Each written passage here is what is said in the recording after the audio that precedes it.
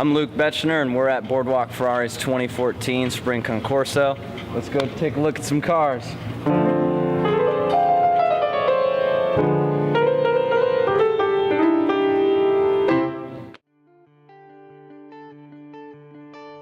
Well, I have a 2005 Carrera GT. It's faience yellow, and I bought this car about a year ago. It had about 7,000 miles on it, and we just turned over 10,000 miles today driving over here. And it's one of about 600 that came to the U.S. I think they made 1,270 of these originally, and yellow's a pretty rare color. And so it's a wonderful car. It's basically a street legal race car. I like mid-engine cars. I had a Challenge Stradale for a while. I'm not a paddle shifter guy. I guess that was an affair I had for about 3 years. I sold that car. I had two Ford GTs, which are other, very iconic mid-engine cars. So I actually traded my silver Ford GT for this car. It's considered a lateral move in terms of collectability. They're probably the last of the analog supercars are the Ford GT, probably the Viper, although it's produced in big numbers, and then the Carrera GT. Everything since then has been very digital in terms of dual face, clutches, paddle shifting, things like that. And I like a car that's more engaging, so I wanted a stick shift car. And these cars had kind of dropped in value for a while, and they're coming on strong again. People are realizing what wonderful cars they are. This event today is Boardwalk Ferrari Maserati's 8th annual Spring Concorso. It's a customer appreciation event where we invite people out.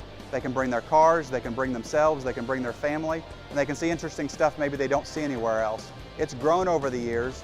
This year we have over 120 cars out in the lawn and probably over 300 guests today. We allow pretty much everybody that has something exotic or interesting to come.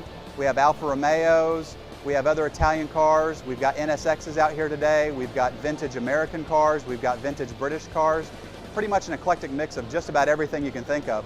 Some of the stuff's new to us, some of the stuff's new to most of the people that attend here, and of course we always have an Enzo. We do this show to let people know that we're active in the car community here locally in the Dallas-Fort Worth area.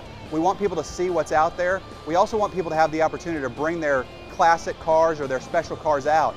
A lot of our customers say that they don't have enough things to bring their cars to. So by doing this, they can both show their car and have somewhere to take their car on a fun, sunny weekend.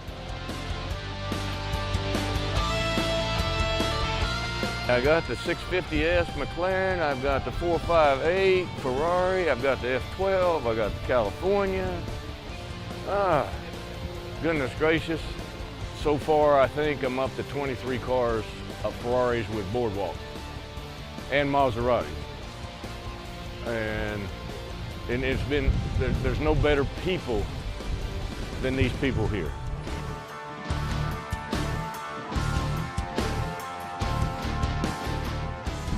What I brought today is one of the Alfa Romeos out of a small collection of Alfas I have. It's a 1971 Montreal. They made about 4,000 of these. There's probably 80, 90 in the States. The engine is really one of its key features. It's a detuned Formula One V8 small block all alloy, 2.6 liter. Alfa was racing back at this time, and this happens to be one of the engines that they perfected. Actually, it turned into, I think there are about 3 cars that actually are carrying the V8. This happens to be one. Again, a detuned Formula One, naturally aspirated. It develops enough horsepower that they had to go to Germany to get a 5-speed ZF gearbox for it. Dry sump, scabbaged oil system. You can see some of the plumbing in there. Anyway, it's just a beautiful car to drive. It came with a radio when I first bought it. Threw the radio out because it really doesn't need a radio. It really sounds, the sounds it makes are great without the radio, so don't need a radio.